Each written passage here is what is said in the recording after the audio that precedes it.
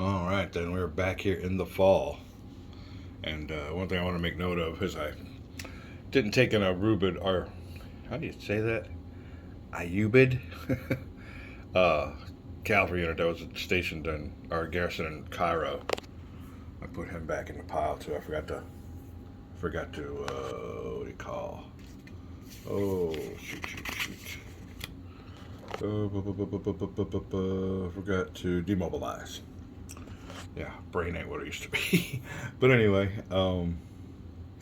here's what I got to work with. A lot of these two strength Ayubid cavalries and a few of these heavier cavalries. And of course, our leaders. Now I have to replace my leaders first.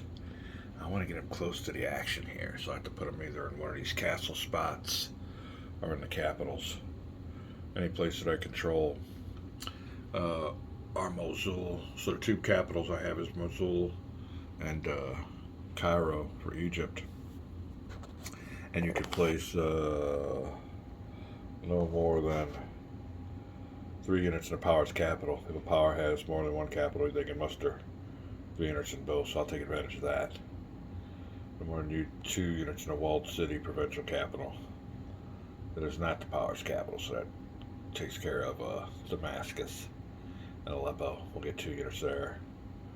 So I'm going to go ahead and disperse my units. Another thing was, towards when I was off camera, I had the old gnat going again. I think I slapped him like right here, and a bunch of my units went flying. Thank goodness for video replay because I had to put them all back on. The one I couldn't find was this one down here, but I looked on the setup and found out where they all went. But yeah, that was a pain in the butt. It was just like one little gnat or something. He's gone. I haven't seen nothing else there. But yeah, he like coming and messing with me. Got him with the old Tom Shine. Do a little plug for old Tom Shine on the channel. Nice little less than $20 lamp I got there. This sucker works good. It's got all kinds of different modes and stuff. So hey, yeah, nice little deal on that thing. If you guys looking for a game lamp. But anyway, we're here, and we are ready to muster our forces. Be right back after the mustering phase for the Muslims. This force pool is empty, and kind of have to do this a certain way. Look at this. You gotta. We still want to go after our two main objectives are Acre and Jerusalem, but we got some stuff to do before we get down there.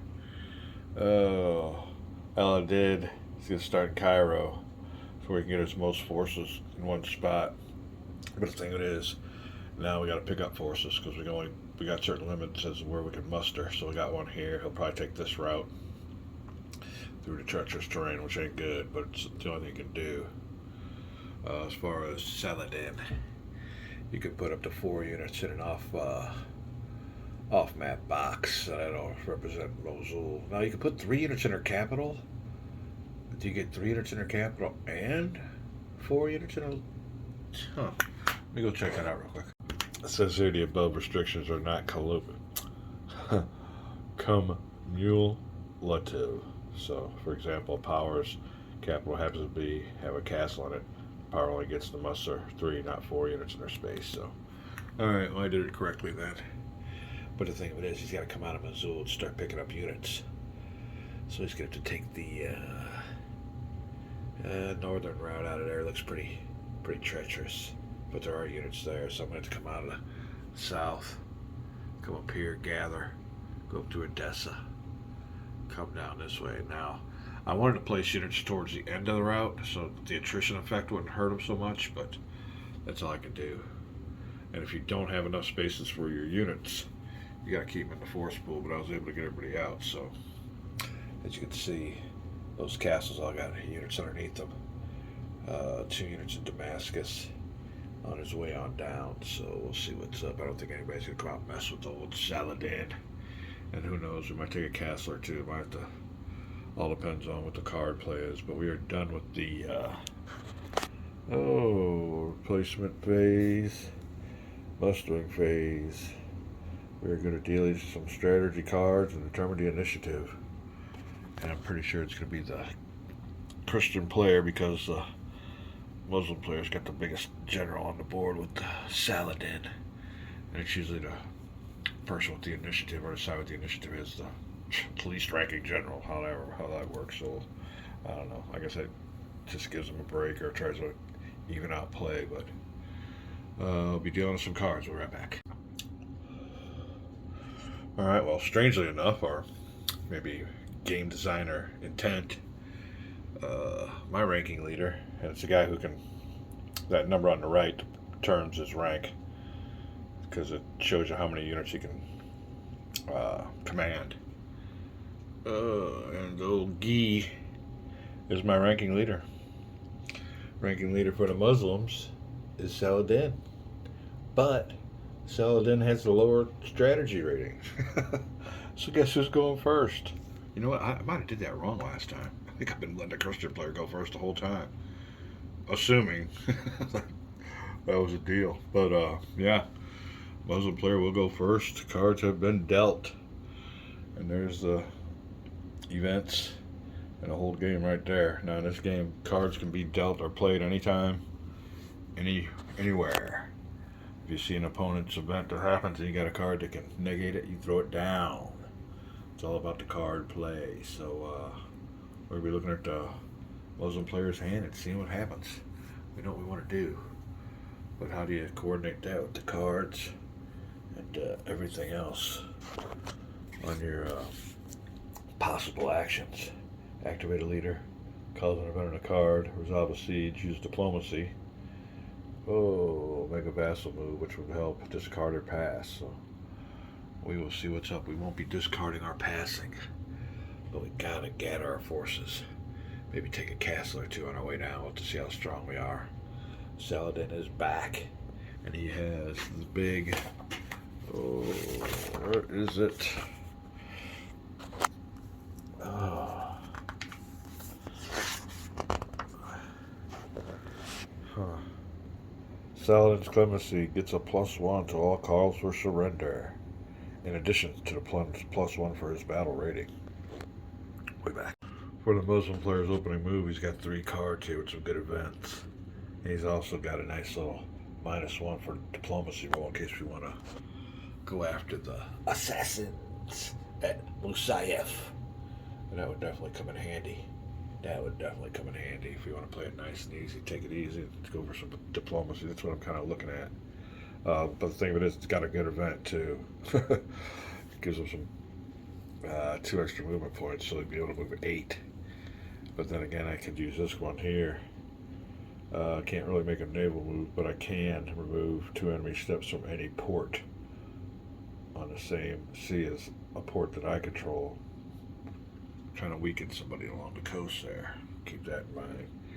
Another, probably number 2, or the one I really need, is this one. Activate a friendly force. The force may ignore any foraging or attrition value modifiers caused by harsh terrain spaces. That would set me all the way through here.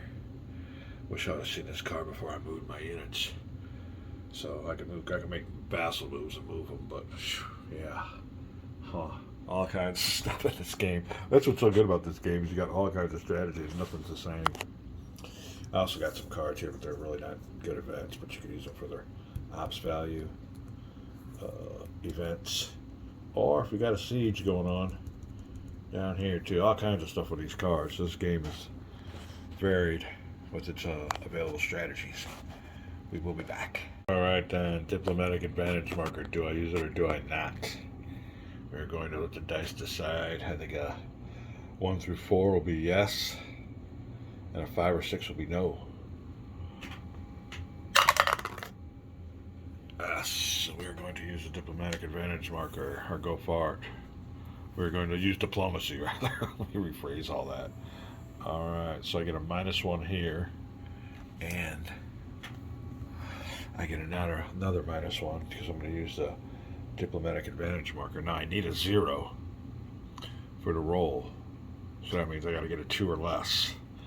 Another thing is, I'll look at the Christian player's hand, and if he's got any little cards up here he can use with the number up there, he can throw it on me and mess up. So far I'm looking at a -2.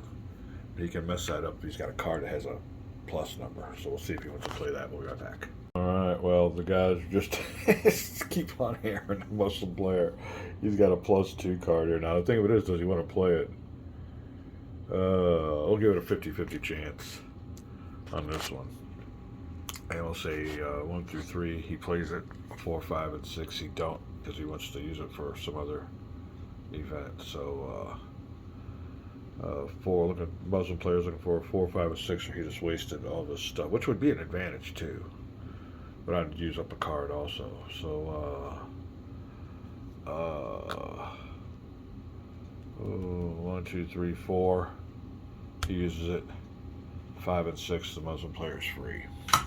Hold on a second.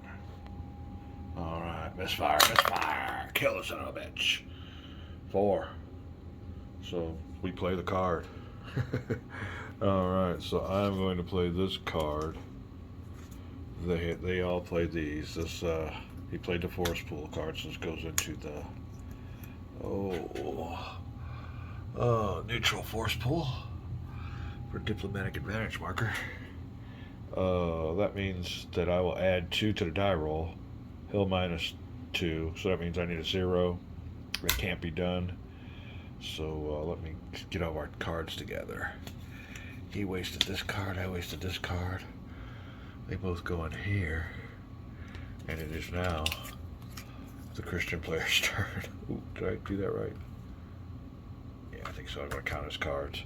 Alright, Christian player's deck over here. And that's the first action phase. Foiled by the Christian player. Nobody moves. No diplomacy. Diplomacy was a waste. That is Kingdom of Heaven. We'll be right back. Alright, well, then it's a Christian player strategy phase. And Muslim player wasted his diplomatic advantage marker.